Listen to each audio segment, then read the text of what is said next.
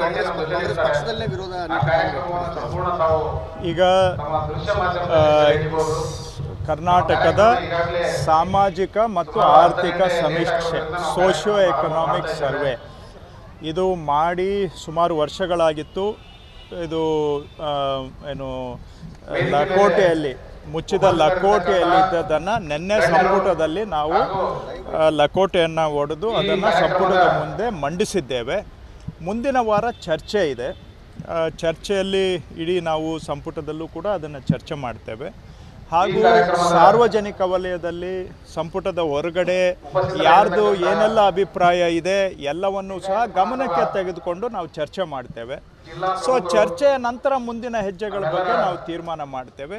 ಏತನ್ಮಧ್ಯ ಸಾರ್ವಜನಿಕ ವಲಯದಲ್ಲಿ ಇದರ ಬಗ್ಗೆ ಏನು ಅಭಿಪ್ರಾಯಗಳಿದ್ದಾವೆ, ಟೀಕೆ ಇರ್ಬೋದು, ಟಿಪ್ಪಣಿ ಇರ್ಬೋದು, ಸಲಹೆ ಇರ್ಬೋದು, ಎಲ್ಲವುಗಳ ಬಗ್ಗೆ ಸರ್ಕಾರ ಒಂದು ತೆರೆದ ಮನಸ್ಸನ್ನು ಇಟ್ಕೊಂಡು ಎಲ್ಲರ ಅಭಿಪ್ರಾಯವನ್ನು ಸಹ ಗಮನಕ್ಕೆ ತೆಗೆದುಕೊಂಡು ಸತ್ಯದ ಆಧಾರದ ಮೇಲೆ, ವಾಸ್ತವಾಂಶದ ಆಧಾರದ ಮೇಲೆ ಚರ್ಚೆಯನ್ನು ಮಾಡಿ ಮುಂದಿನ ಹೆಜ್ಜೆಗಳನ್ನು ಸರ್ಕಾರ ತೀರ್ಮಾನ ಮಾಡುತ್ತೆ. ಏತನ್ಮಧ್ಯ ಚರ್ಚೆ ಆಗ್ತಾ ಇದೆ ಅಂದ್ರೆ ನಾವು ಚರ್ಚೆಯನ್ನು ಸ್ವಾಗತ ಮಾಡ್ತೇವೆ.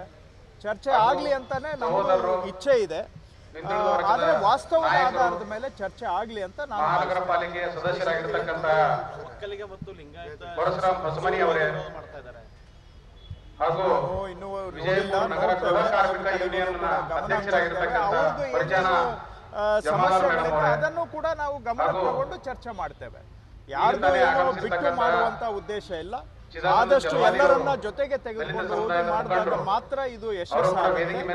ಹಾಗಾಗಿ ಎಲ್ಲರ ಅಭಿಪ್ರಾಯಗಳನ್ನು ಕೂಡ ಖಂಡಿತವಾಗಿ ಗಮನ ಇರಬಹುದು. ಅದಕ್ಕೆ ಪರ ವಿರೋಧ ಎಲ್ಲವೂ ಸಹ ಸಾರ್ವಜನಿಕ ಜೀವನದಲ್ಲಿ ಪರ ವಿರೋಧಗಳು ಇರ್ತವೆ. ಎಲ್ಲವನ್ನೂ ನಾವು ಸಮ್ಮಿಶ್ರ ಮಾಡಿ ವಾಸ್ತವತೆಯ ಹಿನ್ನೆಲೆಯಲ್ಲಿ ಎಲ್ಲವನ್ನೂ ಕೂಡ ಮುಕ್ತವಾಗಿ ಚರ್ಚೆ ಆಗಲಿ, ಸಮಾಜದಲ್ಲೂ ಕೂಡ ಚರ್ಚೆ ಆಗಲಿ. ನಾವು ಚರ್ಚೆ ಪರ, ಒಂದು ಮುಕ್ತವಾದಂಥ ಚರ್ಚೆ ಆಗಬೇಕು. ಪ್ರಜಾಪ್ರಭುತ್ವದಲ್ಲಿ ನಂಬಿಕೆ ಇರತಕ್ಕಂಥ ನಮ್ಮಂಥ ಪಕ್ಷ ನಾವು ಯಾವತ್ತೂ ಕೂಡ ಚರ್ಚೆಗೆ ಸ್ವಾಗತ ಮಾಡ್ತೇವೆ.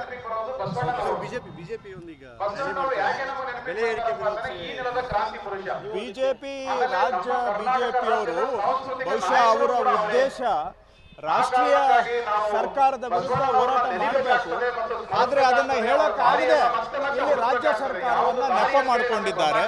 ಯಾಕೆಂದರೆ ಕೇಂದ್ರದಲ್ಲಿ ಬಿಜೆಪಿ ಸರ್ಕಾರ ಬಂದ ನಂತರ ಎಲ್ಲ ರೇಟುಗಳು, ಡೀಸೆಲ್ಲು, ಪೆಟ್ರೋಲು, ಗ್ಯಾಸು, ಬೇಳೆ, ಎಣ್ಣೆ, ಪ್ರತಿಯೊಂದು ಪದಾರ್ಥನೂ ಕೂಡ ರೇಟ್ ಜಾಸ್ತಿ ಆಗಿದೆ. ಡೀಸೆಲ್ ಮೇಲೆ ಟ್ಯಾಕ್ಸ್, ಸೆಂಟ್ರಲ್ ಗೌರ್ಮೆಂಟ್ ಟ್ಯಾಕ್ಸು 5 ಪಟ್ಟು ಜಾಸ್ತಿ ಮಾಡಿದ್ದಾರೆ, 5 ಟೈಮ್ಸ್ ಜಾಸ್ತಿ ಮಾಡಿದ್ದಾರೆ. ಪೆಟ್ರೋಲ್ ಮೇಲೇನೂ ಕೂಡ 2-3 ಪಟ್ಟು ಜಾಸ್ತಿ ಮಾಡಿದ್ದಾರೆ. ಇವತ್ತು ಅಂತಾರಾಷ್ಟ್ರೀಯ ಮಾರುಕಟ್ಟೆಯಲ್ಲಿ ಪೆಟ್ರೋಲು, ಡೀಸೆಲ್ ಬೆಲೆ ಅತ್ಯಂತ ಕಡಿಮೆ ಇದ್ರೂ ಕೂಡ ನಮ್ಮ ದೇಶದಲ್ಲಿ ನಮ್ಮ ಜನಗಳ ಮೇಲೆ ಬೆಲೆ ಏರಿಕೆ ಮಾಡಿ ಲಾಭ ಮಾಡ್ಕೋತಾ ಇದ್ದಾರೆ ಸೆಂಟ್ರಲ್ ಗೌರ್ಮೆಂಟ್.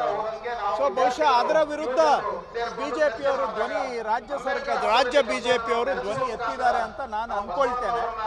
ಅವ್ರ ಬಗ್ಗೆ ಮಾತಾಡೋಕ್ಕಾಗದೆ ಸುಮ್ಮನೆ ನಮ್ಮನ್ನ ನೆಪ ಮಾಡ್ಕೊಂಡಿದ್ದಾರೆ. ಒಟ್ಟಾರೆ ಅವರು ನಿಜವಾಗಿ ಮಾತಾಡಬೇಕಾಗಿರೋದು ಕೇಂದ್ರದ ಬಿಜೆಪಿಯ ವಿರುದ್ಧವಾಗಿ ಮಾತಾಡಬೇಕು. ಬೆಲೆ ಏರಿಕೆ ಬಗ್ಗೆ ಮಾತಾಡೋದಕ್ಕೆ ಇವ್ರಿಗೇನಾದರೂ ನೈತಿಕತೆ ಇರಬೇಕು ಅಂದರೆ ಮೊದಲು ಸೆಂಟ್ರಲ್ ಗೌರ್ಮೆಂಟ್ ವಿರುದ್ಧ ಮಾತಾಡಲಿ, ಆಮೇಲೆ ಬೇಕಾದರೆ ರಾಜ್ಯ ಸರ್ಕಾರದ ಬಗ್ಗೆ ಮಾತಾಡಿದ್ರೆ ನಾವು ಅದಕ್ಕೆ ಉತ್ತರ ಕೊಡ್ತೇವೆ. ಕಾಂಗ್ರೆಸ್ ಪಕ್ಷದಲ್ಲೇ ವಿರೋಧ ಈಗ ಕರ್ನಾಟಕದ ಸಾಮಾಜಿಕ ಮತ್ತು ಆರ್ಥಿಕ ಸಮೀಕ್ಷೆ ಸೋಷಿಯೋ ಎಕನಾಮಿಕ್ ಸರ್ವೆ ಇದು ಮಾಡಿ ಸುಮಾರು ವರ್ಷಗಳಾಗಿತ್ತು. ಇದು ಏನು ಲಕೋಟೆಯಲ್ಲಿ ಮುಚ್ಚಿದ ಲಕೋಟೆಯಲ್ಲಿ ಇದ್ದದನ್ನು ನಿನ್ನೆ ಸಂಪುಟದಲ್ಲಿ ನಾವು ಲಕೋಟೆಯನ್ನು ಒಡೆದು ಅದನ್ನು ಸಂಪುಟದ ಮುಂದೆ ಮಂಡಿಸಿದ್ದೇವೆ. ಮುಂದಿನ ವಾರ ಚರ್ಚೆ ಇದೆ. ಚರ್ಚೆಯಲ್ಲಿ ಇಡೀ ನಾವು ಸಂಪುಟದಲ್ಲೂ ಕೂಡ ಅದನ್ನು ಚರ್ಚೆ ಮಾಡ್ತೇವೆ. ಹಾಗೂ ಸಾರ್ವಜನಿಕ ವಲಯದಲ್ಲಿ ಸಂಪುಟದ ಹೊರಗಡೆ ಯಾರ್ದು ಏನೆಲ್ಲ ಅಭಿಪ್ರಾಯ ಇದೆ ಎಲ್ಲವನ್ನೂ ಸಹ ಗಮನಕ್ಕೆ ತೆಗೆದುಕೊಂಡು ನಾವು ಚರ್ಚೆ ಮಾಡ್ತೇವೆ. ಸೊ ಚರ್ಚೆಯ ನಂತರ ಮುಂದಿನ ಹೆಜ್ಜೆಗಳ ಬಗ್ಗೆ ನಾವು ತೀರ್ಮಾನ ಮಾಡ್ತೇವೆ. ಏತನ್ಮಧ್ಯ ಸಾರ್ವಜನಿಕ ವಲಯದಲ್ಲಿ ಇದರ ಬಗ್ಗೆ ಏನು ಅಭಿಪ್ರಾಯಗಳಿದ್ದಾವೆ, ಟೀಕೆ ಇರ್ಬೋದು, ಟಿಪ್ಪಣಿ ಇರ್ಬೋದು, ಸಲಹೆ ಇರ್ಬೋದು, ಎಲ್ಲವುಗಳ ಬಗ್ಗೆ ಸರ್ಕಾರ ಒಂದು ತೆರೆದ ಮನಸ್ಸನ್ನು ಇಟ್ಕೊಂಡು ಎಲ್ಲರ ಅಭಿಪ್ರಾಯವನ್ನು ಸಹ ಗಮನಕ್ಕೆ ತೆಗೆದುಕೊಂಡು ಸತ್ಯದ ಆಧಾರದ ಮೇಲೆ, ವಾಸ್ತವಾಂಶದ ಆಧಾರದ ಮೇಲೆ ಚರ್ಚೆಯನ್ನು ಮಾಡಿ ಮುಂದಿನ ಹೆಜ್ಜೆಗಳನ್ನು ಸರ್ಕಾರ ತೀರ್ಮಾನ ಮಾಡುತ್ತೆ. ಏತನ್ಮಧ್ಯ ಚರ್ಚೆ ಆಗ್ತಾ ಇದೆ ಅಂದ್ರೆ ನಾವು ಚರ್ಚೆಯನ್ನು ಸ್ವಾಗತ ಮಾಡ್ತೇವೆ. ಚರ್ಚೆ ಆಗ್ಲಿ ಅಂತಾನೆ ನಮ್ಮ ಇಚ್ಛೆ ಇದೆ. ಆದ್ರೆ ವಾಸ್ತವದ ಆಧಾರದ ಮೇಲೆ ಚರ್ಚೆ ಆಗ್ಲಿ ಅಂತ ನಾನು ಮಹಾನಗರ ಪಾಲಿಕೆಯ ಸದಸ್ಯರಾಗಿರ್ತಕ್ಕಂಥ ಒಕ್ಕಲಿಗ ಮತ್ತು ಲಿಂಗಾಯತ ಬಸಮನಿ ಅವರೇ ಹಾಗೂ ಇನ್ನೂ ವಿಜಯಪುರ ನಗರ ಗೃಹ ಕಾರ್ಮಿಕ ಯೂನಿಯನ್ ಅಧ್ಯಕ್ಷರಾಗಿರ್ತಕ್ಕಂಥ ಪರಿಚಯ ಸಮಸ್ಯೆಗಳಿದೆ, ಅದನ್ನು ಕೂಡ ನಾವು ಗಮನ ತಗೊಂಡು ಚರ್ಚೆ ಮಾಡ್ತೇವೆ. ಯಾರ್ದು ಏನೋ ಬಿಟ್ಟು ಮಾಡುವಂತ ಉದ್ದೇಶ ಇಲ್ಲ. ಆದಷ್ಟು ಎಲ್ಲರನ್ನ ಜೊತೆಗೆ ತೆಗೆದುಕೊಂಡು ಹೋಗಿ ಮಾಡಿದಾಗ ಮಾತ್ರ ಇದು ಯಶಸ್ಸಾಗುತ್ತೆ. ಹಾಗಾಗಿ ಎಲ್ಲರ ಅಭಿಪ್ರಾಯಗಳನ್ನು ಕೂಡ ಖಂಡಿತವಾಗಿ ಗಮನ ಇರಬಹುದು. ಅದಕ್ಕೆ ಪರ ವಿರೋಧ ಎಲ್ಲವೂ ಸಹ ಸಾರ್ವಜನಿಕ ಜೀವನದಲ್ಲಿ ಪರ ವಿರೋಧಗಳು ಇರ್ತವೆ. ಎಲ್ಲವನ್ನೂ ನಾವು ಸಮ್ಮಿಶ್ರ ಮಾಡಿ ವಾಸ್ತವತೆಯ ಹಿನ್ನೆಲೆಯಲ್ಲಿ ಎಲ್ಲವನ್ನೂ ಕೂಡ ಮುಕ್ತವಾಗಿ ಚರ್ಚೆ ಆಗಲಿ, ಸಮಾಜದಲ್ಲೂ ಕೂಡ ಚರ್ಚೆ ಆಗಲಿ. ನಾವು ಚರ್ಚೆ ಪರ, ಒಂದು ಮುಕ್ತವಾದಂಥ ಚರ್ಚೆ ಆಗಬೇಕು. ಪ್ರಜಾಪ್ರಭುತ್ವದಲ್ಲಿ ನಂಬಿಕೆ ಇರತಕ್ಕಂಥ ನಮ್ಮಂಥ ಪಕ್ಷ ನಾವು ಯಾವತ್ತೂ ಕೂಡ ಚರ್ಚೆಗೆ ಸ್ವಾಗತ ಮಾಡ್ತೇವೆ.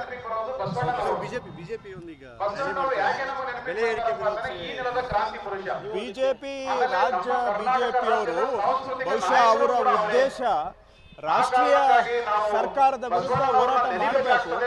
ಆದರೆ ಅದನ್ನು ಹೇಳೋಕ್ಕಾಗದೆ ಇಲ್ಲಿ ರಾಜ್ಯ ಸರ್ಕಾರವನ್ನು ನೆಪ ಮಾಡಿಕೊಂಡಿದ್ದಾರೆ.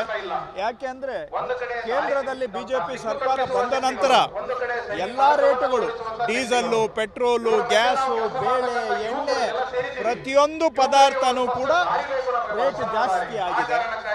ಡೀಸೆಲ್ ಮೇಲೆ ಟ್ಯಾಕ್ಸ್, ಸೆಂಟ್ರಲ್ ಗೌರ್ಮೆಂಟ್ ಟ್ಯಾಕ್ಸ್ 5 ಪಟ್ಟು ಜಾಸ್ತಿ ಮಾಡಿದ್ದಾರೆ, 5 ಟೈಮ್ಸ್ ಜಾಸ್ತಿ ಮಾಡಿದ್ದಾರೆ. ಪೆಟ್ರೋಲ್ ಮೇಲೇನೂ ಕೂಡ 2-3 ಪಟ್ಟು ಜಾಸ್ತಿ ಮಾಡಿದ್ದಾರೆ. ಇವತ್ತು ಅಂತಾರಾಷ್ಟ್ರೀಯ ಮಾರುಕಟ್ಟೆಯಲ್ಲಿ ಪೆಟ್ರೋಲು, ಡೀಸೆಲ್ಲು ಬೆಲೆ ಅತ್ಯಂತ ಕಡಿಮೆ ಇದ್ರೂ ಕೂಡ ನಮ್ಮ ದೇಶದಲ್ಲಿ ನಮ್ಮ ಜನಗಳ ಮೇಲೆ ಬೆಲೆ ಏರಿಕೆ ಮಾಡಿ ಲಾಭ ಮಾಡ್ಕೋತಾ ಇದ್ದಾರೆ ಸೆಂಟ್ರಲ್ ಗೌರ್ಮೆಂಟ್. ಸೊ ಬಹುಶಃ ಅದರ ವಿರುದ್ಧ ಬಿಜೆಪಿಯವರು ಧ್ವನಿ, ರಾಜ್ಯ ಬಿಜೆಪಿಯವರು ಧ್ವನಿ ಎತ್ತಿದ್ದಾರೆ ಅಂತ ನಾನು ಅನ್ಕೊಳ್ತೇನೆ. ಅವ್ರ ಬಗ್ಗೆ ಮಾತಾಡೋಕ್ಕಾಗದೆ ಸುಮ್ಮನೆ ನಮ್ಮನ್ನ ನೆಪ ಮಾಡ್ಕೊಂಡಿದ್ದಾರೆ. ಒಟ್ಟಾರೆ ಅವರು ನಿಜವಾಗಿ ಮಾತಾಡಬೇಕಾಗಿರೋದು ಕೇಂದ್ರದ ಬಿಜೆಪಿಯ ವಿರುದ್ಧವಾಗಿ ಮಾತಾಡಬೇಕು. ಬೆಲೆ ಏರಿಕೆ ಬಗ್ಗೆ ಮಾತಾಡೋದಕ್ಕೆ ಇವ್ರಿಗೇನಾದರೂ ನೈತಿಕತೆ ಇರಬೇಕು ಅಂದರೆ ಮೊದಲು ಸೆಂಟ್ರಲ್ ಗೌರ್ಮೆಂಟ್ ವಿರುದ್ಧ ಮಾತಾಡಲಿ, ಆಮೇಲೆ ಬೇಕಾದರೆ ರಾಜ್ಯ ಸರ್ಕಾರದ ಬಗ್ಗೆ ಮಾತಾಡಿದ್ರೆ ನಾವು ಅದಕ್ಕೆ ಉತ್ತರ ಕೊಡ್ತೇವೆ. ಪಕ್ಷದಲ್ಲೇ ವಿರೋಧ ಈಗ ಕರ್ನಾಟಕದ ಸಾಮಾಜಿಕ ಮತ್ತು ಆರ್ಥಿಕ ಸಮೀಕ್ಷೆ, ಸೋಷಿಯೋ ಎಕನಾಮಿಕ್ ಸರ್ವೆ, ಇದು ಮಾಡಿ ಸುಮಾರು ವರ್ಷಗಳಾಗಿತ್ತು. ಇದು ಏನು ಲಕೋಟೆಯಲ್ಲಿ, ಮುಚ್ಚಿದ ಲಕೋಟೆಯಲ್ಲಿ ಇದ್ದದನ್ನು ನಿನ್ನೆ ಸಂಪುಟದಲ್ಲಿ ನಾವು ಲಕೋಟೆಯನ್ನು ಒಡೆದು ಅದನ್ನು ಸಂಪುಟದ ಮುಂದೆ ಮಂಡಿಸಿದ್ದೇವೆ. ಮುಂದಿನ ವಾರ ಚರ್ಚೆ ಇದೆ. ಚರ್ಚೆಯಲ್ಲಿ ಇಡೀ ನಾವು ಸಂಪುಟದಲ್ಲೂ ಕೂಡ ಅದನ್ನು ಚರ್ಚೆ ಮಾಡ್ತೇವೆ. ಹಾಗೂ ಸಾರ್ವಜನಿಕ ವಲಯದಲ್ಲಿ ಸಂಪುಟದ ಹೊರಗಡೆ ಯಾರ್ದು ಏನೆಲ್ಲ ಅಭಿಪ್ರಾಯ ಇದೆ ಎಲ್ಲವನ್ನೂ ಸಹ ಗಮನಕ್ಕೆ ತೆಗೆದುಕೊಂಡು ನಾವು ಚರ್ಚೆ ಮಾಡ್ತೇವೆ. ಸೊ ಚರ್ಚೆಯ ನಂತರ ಮುಂದಿನ ಹೆಜ್ಜೆಗಳ ಬಗ್ಗೆ ನಾವು ತೀರ್ಮಾನ ಮಾಡ್ತೇವೆ. ಏತನ್ಮಧ್ಯ ಸಾರ್ವಜನಿಕ ವಲಯದಲ್ಲಿ ಇದರ ಬಗ್ಗೆ ಏನು ಅಭಿಪ್ರಾಯಗಳಿದ್ದಾವೆ, ಟೀಕೆ ಇರ್ಬೋದು, ಟಿಪ್ಪಣಿ ಇರ್ಬೋದು, ಸಲಹೆ ಇರ್ಬೋದು, ಎಲ್ಲವುಗಳ ಬಗ್ಗೆ ಸರ್ಕಾರ ಒಂದು ತೆರೆದ ಮನಸ್ಸನ್ನು ಇಟ್ಕೊಂಡು ಎಲ್ಲರ ಅಭಿಪ್ರಾಯವನ್ನು ಸಹ ಗಮನಕ್ಕೆ ತೆಗೆದುಕೊಂಡು ಸತ್ಯದ ಆಧಾರದ ಮೇಲೆ, ವಾಸ್ತವಾಂಶದ ಆಧಾರದ ಮೇಲೆ ಚರ್ಚೆಯನ್ನು ಮಾಡಿ ಮುಂದಿನ ಹೆಜ್ಜೆಗಳನ್ನು ಸರ್ಕಾರ ತೀರ್ಮಾನ ಮಾಡುತ್ತೆ. ಏತನ್ಮಧ್ಯ ಚರ್ಚೆ ಆಗ್ತಾ ಇದೆ ಅಂದ್ರೆ ನಾವು ಚರ್ಚೆಯನ್ನು ಸ್ವಾಗತ ಮಾಡ್ತೇವೆ. ಚರ್ಚೆ ಆಗ್ಲಿ ಅಂತಾನೆ ನಮ್ಮ ಇಚ್ಛೆ ಇದೆ. ಆದ್ರೆ ವಾಸ್ತವದ ಆಧಾರದ ಮೇಲೆ ಚರ್ಚೆ ಆಗ್ಲಿ ಅಂತ ನಾನು ಮಹಾನಗರ ಪಾಲಿಕೆಯ ಸದಸ್ಯರಾಗಿರ್ತಕ್ಕಂಥ ಒಕ್ಕಲಿಗ ಮತ್ತು ಲಿಂಗಾಯತ ಬಸಮನಿ ಅವರೇ ಹಾಗೂ ಇನ್ನೂ ವಿಜಯಪುರ ನಗರ ಗೃಹ ಕಾರ್ಮಿಕ ಯೂನಿಯನ್ ಅಧ್ಯಕ್ಷರಾಗಿರ್ತಕ್ಕಂಥ ಪರಿಚಯ ಸಮಸ್ಯೆಗಳಿದೆ, ಅದನ್ನು ಕೂಡ ನಾವು ಗಮನ ತಗೊಂಡು ಚರ್ಚೆ ಮಾಡ್ತೇವೆ. ಯಾರ್ದು ಏನೋ ಬಿಟ್ಟು ಮಾಡುವಂತ ಉದ್ದೇಶ ಇಲ್ಲ. ಆದಷ್ಟು ಎಲ್ಲರನ್ನ ಜೊತೆಗೆ ತೆಗೆದುಕೊಂಡು ಹೋಗಿ ಮಾಡಿದಾಗ ಮಾತ್ರ ಇದು ಯಶಸ್ಸಾಗುತ್ತೆ. ಹಾಗಾಗಿ ಎಲ್ಲರ ಅಭಿಪ್ರಾಯಗಳನ್ನು ಕೂಡ ಖಂಡಿತವಾಗಿ ಗಮನ ಇರಬಹುದು. ಅದಕ್ಕೆ ಪರ ವಿರೋಧ ಎಲ್ಲವೂ ಸಹ ಸಾರ್ವಜನಿಕ ಜೀವನದಲ್ಲಿ ಪರ ವಿರೋಧಗಳು ಇರ್ತವೆ. ಎಲ್ಲವನ್ನೂ ನಾವು ಸಮ್ಮಿಶ್ರ ಮಾಡಿ ವಾಸ್ತವತೆಯ ಹಿನ್ನೆಲೆಯಲ್ಲಿ ಎಲ್ಲವನ್ನೂ ಕೂಡ ಮುಕ್ತವಾಗಿ ಚರ್ಚೆ ಆಗಲಿ, ಸಮಾಜದಲ್ಲೂ ಕೂಡ ಚರ್ಚೆ ಆಗಲಿ. ನಾವು ಚರ್ಚೆ ಪರ, ಒಂದು ಮುಕ್ತವಾದಂಥ ಚರ್ಚೆ ಆಗಬೇಕು. ಪ್ರಜಾಪ್ರಭುತ್ವದಲ್ಲಿ ನಂಬಿಕೆ ಇರತಕ್ಕಂಥ ನಮ್ಮಂಥ ಪಕ್ಷ ನಾವು ಯಾವತ್ತೂ ಕೂಡ ಚರ್ಚೆಗೆ ಸ್ವಾಗತ ಮಾಡ್ತೇವೆ.